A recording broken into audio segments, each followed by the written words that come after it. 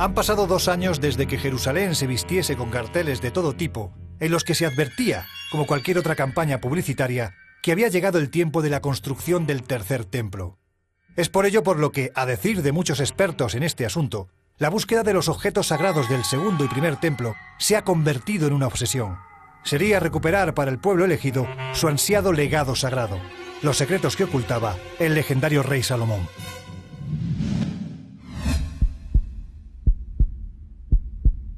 Objetos como la menorá, el Arca de la Alianza y por supuesto la mítica Mesa de Salomón, que para un nutrido grupo de expertos pudo haberse escondido aquí, en nuestro país. Toledo es una ciudad llena de secretos, como la Mesa de Salomón, porque tal vez podría aún encontrarse en sus entrañas después de haber permanecido oculta durante siglos. Pero ¿cómo es posible que un objeto tan preciado acabase en una ciudad como esta, ubicada a miles de kilómetros de Tierra Santa? Pues bien, no solo es posible, es que además la historia que hay detrás es simplemente fascinante. Aproximadamente en el año 70 después de Cristo, el general Tito, en la guerra que mantenía contra los judíos, lo que hace es saquear Jerusalén y todo el gran tesoro del templo, según la historia, se lo llevan a Roma. Hay un documento en piedra, en el arco de Tito, en donde se representa cómo llega un objeto mágico que es el menorá. Sería el candelabro de 7 brazos a la ciudad eterna. Podríamos hablar de una documentación arqueológica en piedra que nos constata esa invasión y luego ese tránsito hasta que finalmente llega a Roma. Y en el año 410 después de Cristo, Alarico, rey de los visigodos, saquea la ciudad eterna. A partir de ese momento, y así lo recoge el historiador Procopio de Cesarea, la Mesa de Salomón pasa a manos de los visigodos. Lo llevan a Tolosa y allí lo mantienen en su palacio hasta que en el año 517 pierden la batalla con los francos y se tienen que venir a la parte visigoda que está en Hispania. La Mesa de Salomón habría viajado así de Jerusalén a Roma, de Roma al sur de la Galia, al reino godo de Tolosa, y posteriormente habría llegado a Toledo. Luis, ¿cuándo llega a Toledo y qué es lo que hacen con ella? Llegando a Toledo, el rey Recaredo funda la capital de ese nuevo imperio visigodo en torno al año 510-511. Este es seguramente el año de la llegada de la Mesa a Toledo. Según la tradición hay diferentes versiones. Una de ellas es que se encierra en una supuesta casa de los cerrojos o casa encantada o palacio de Hércules, en donde se le va añadiendo cada rey godo un cerrojo como signo de inviolabilidad del recinto. Algunas crónicas árabes hablan de que la mesa se ubicó donde la iglesia mayor de los godos de Toledo. El tesoro lo depositan en una basílica de la antigua ciudad visigoda. Y hay referencias históricas a que eso era así, porque de hecho se hablan en las crónicas del gran tesoro acumulado en esta basílica magna que había en esta zona de Toledo. Parece que a la hora de tener que coronar a un rey godo, la Mesa de Salomón estaba presente, incluso se le añadían una serie de riquezas para añadir más valor a un icono, a un símbolo que no solamente tenía un aspecto mágico, sino también, como digo, de poder. Así las cosas, la mesa habría estado escondida en algún rincón de la ciudad subterránea, y como objeto sagrado que era, protegido con celo por aquellos que estaban convencidos de sus poderes mágicos, poderes que iban más allá de la religión. Y es que llegados a este punto conviene saber en qué consistía este legendario talismán que ha sido buscado de manera continuada durante siglos, cómo era realmente y para qué era utilizado en el legendario templo. La tradición judía nos habla de una joya que proporcionaba sabiduría y belleza. Sin embargo, llevan al pecado de la arrogancia. San Miguel arranca de la frente de Lucifer esa joya y los ángeles se la entregan al rey Salomón, siendo entonces que Salomón construiría su famosa mesa con la piedra de Lucifer. Las crónicas medievales la describen como una mesa de una gran esmeralda, rodeada de otras piedras preciosas y oro. Otras crónicas hablan de ella como una gran mesa de oro que pesaba a lo mejor 1000 kilos. Pero por otro lado, era un espejo mágico. Se hablaría de una especie de piedra pulida, esmeraldina, en la cual ese sumo sacerdote, casi como una especie de mago, podía ver en la superficie cualquier lugar, cualquier tiempo. Lo más aceptado universalmente es que la mesa de Salomón era la mesa en la que este tercer rey de Israel había dejado escrito en un código secreto, jeroglífico cifrado, lo que se llama el Shema Semaforá, que es el nombre del poder, el nombre de la creación. Dice la Cábala que tú tienes el poder sobre todo aquello que sabes el verdadero nombre, el que está en la lengua de los ángeles, que es un lenguaje geométrico universal. Pues el Sen Semaforas precisamente sería el nombre de Dios.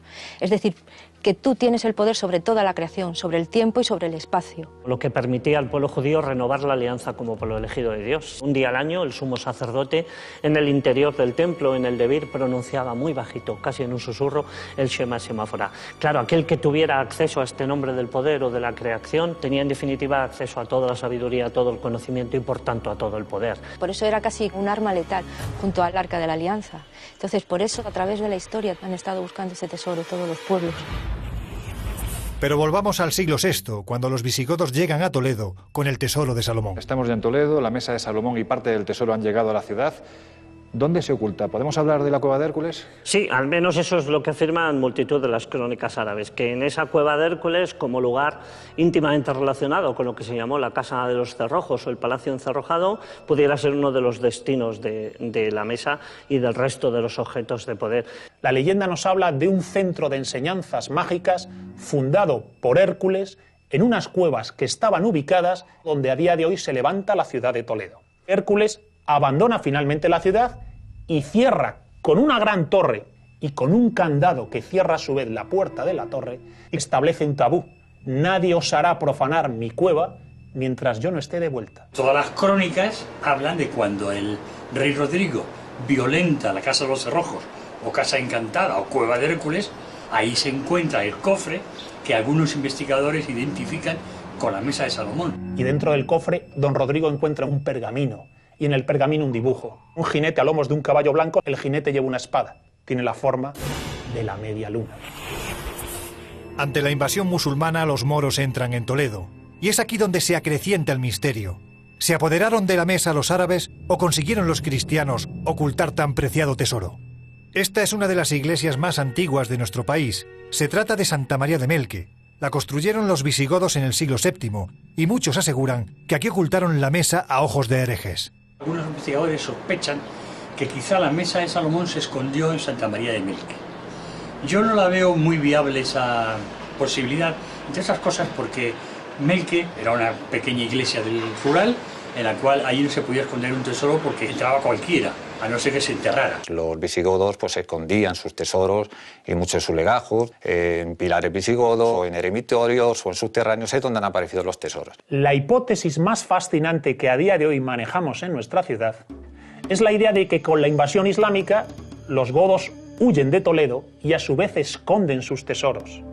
Y daría la impresión de que parte de esos tesoros los esconden camino de los montes de Toledo.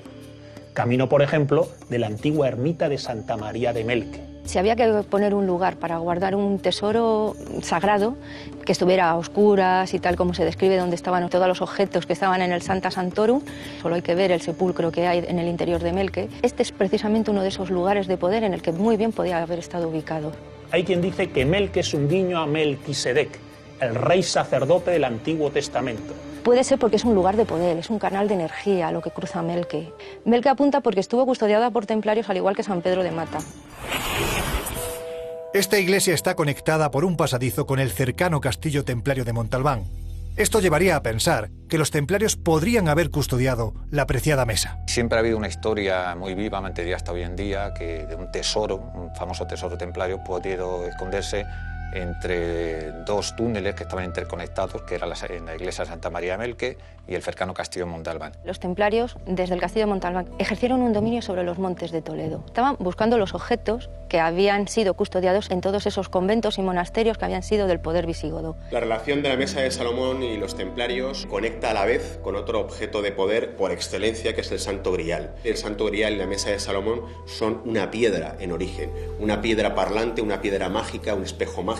Se puede incluso rendir culto alrededor de él, una piedra de poder. En los alrededores, los templarios levantaron un impresionante castillo, el castillo de San Martín de Montalbán, cuyo nombre, Montalbán, está siendo ya en sí mismo una referencia a las leyendas del Grial. Se nos habla en esa literatura que los templarios protegen el Santo Grial en una fortaleza, en un castillo llamado de Monsalvat. Nosotros en la provincia de Toledo tenemos un castillo templario de nombre Montalbán. Por lo tanto, Montalbán, Monsalvat, si no pertenecen a la misma etimología, tienen realmente una especie de analogía tan evidente que son pistas de lugares en donde se puede ir a buscar ese tipo de objetos mágicos.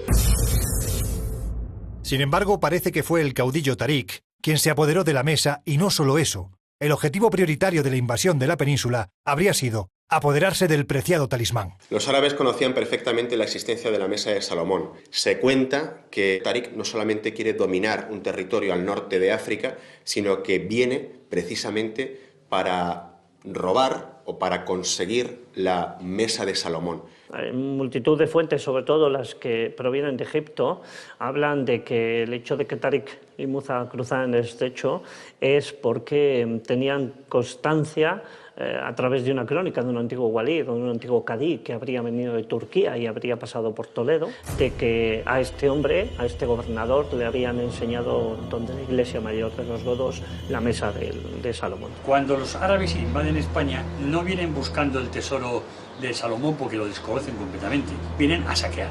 Llegan a Toledo y ahí se encuentran con la Mesa de Salomón. Tarik, sabiendo que va a tener problemas con Musa, le arranca una pata a la mesa y la esconde.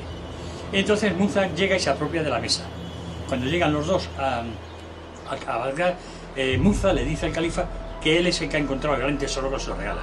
Y Tarik, la vez dice que no, que había sido él, y que como prueba de ello le había arrancado la pata. Lo que ocurre es que parece que es una falsa mesa. De hecho, hay una prueba que es una pata de esa mesa que se lleva a Damasco, que parece que al final, bueno, pues creen que es un engaño, una especie de burla. Han construido una réplica de la Mesa de Salomón y es la que encuentran los árabes. Lo que surge en torno a la Mesa de Salomón, las tradiciones, las crónicas, suelen tener dos orígenes, uno egipcio y otro andalusí, pero son minoría las crónicas que aseguran que Tarik encontró el tesoro y que de verdad se apoderaron de él. Por lo tanto, los árabes sí que documentan ese encuentro, pero podríamos decir que la auténtica ya había tomado otro viaje, que realmente había escapado de la ciudad, porque sería uno de los primeros objetos de poder y de los objetos valiosos que salen fuera cuando los visigodos conocen de la noticia que los árabes empiezan a retomar el camino para la capital, que sería la ciudad de Toledo. Con la Reconquista parece que se pierde la pista de la mesa y del resto del tesoro, hasta que en 1546 el cardenal Silicio penetra en las galerías que hay bajo Toledo. El cardenal Silicio lo que organiza es una expedición a los subterráneos del callejón de San Ginés, como si esa pudiera ser la entrada a la cueva de Hércules. Entran allí unos exploradores y se meten por unas galerías. Y lo que encuentran es lo que llaman ellos un salto de agua, un depósito de agua y unas estatuas.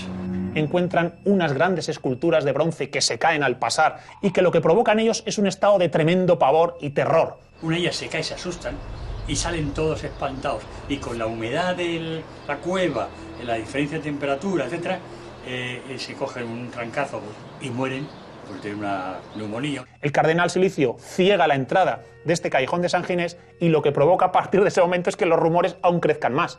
A partir de ese momento no serán pocos los que estarán seguros que ese era el verdadero acceso al subterráneo mágico de Hércules. ¿Y eso de la estatua qué es eso? Pues muy simple. La cueva de San Ginés, que la llaman cueva de Hércules, no es ni más ni menos que un depósito de agua romano. Y cuando ven las estatuas, son los dioses lares romanos que son los que protegen las galerías de conducción de agua. Y hasta aquí llega esta historia, ¿o no? Porque la tradición nos cuenta que la mesa continuó su periplo hacia el sur, bien en manos de árabes o bien en manos de templarios. No obstante, convendrán con nosotros en que es mucho más romántico pensar que quién sabe si una noche de hace siglos, atravesando quizás esta misma calle, un carro tirado por bueyes transportó a la mítica Mesa de Salomón hasta tierras de Toledo. Y quién sabe si además permanece oculta en el subsuelo de esta ciudad milenaria. Con los datos en la mano no es difícil creer que dicho objeto existió y que además pudo haber estado, durante un tiempo, protegido entre las sombras del subsuelo de esta fascinante ciudad.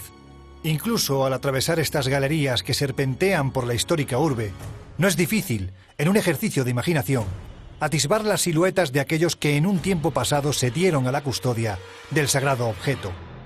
Porque el poder que atesoraba era demasiado grande como para que cayera en manos equivocadas. Quizás por eso se ha revestido de mito. Quizás por eso hay quien continúa tras su pista, en silencio, conscientes de que todavía hoy hay quien no desea que dicho secreto sea profanado. El tiempo, que es un juez que da y quita razones, emitirá llegado el momento su veredicto. Hasta entonces, seguiremos buscando.